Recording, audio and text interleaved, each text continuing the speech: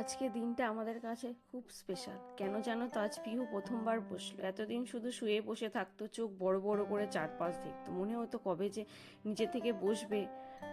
আমি রোজ পাশে বসে বলতাম, আর কতদিন শুয়ে থাকবে। পাপা ক্ল্যাপ দিত, উৎসাহ দিত। আজ হঠাৎ করে দেখি ধীরে ধীরে হাত দিয়ে ভর দিল, একটু দুলছিল, মনে হচ্ছিল পড়ে যাবে।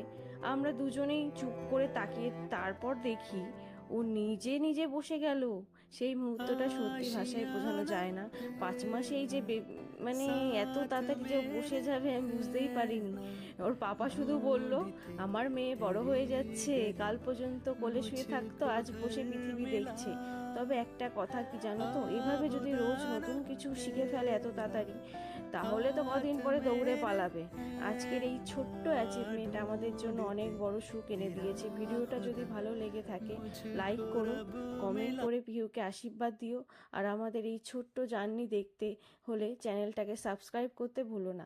তোমাদের ভালোবাসাই আমাদের নতুন শক্তি। টাটা, ভালো থেকো সবাই, সুস্থ থেকো।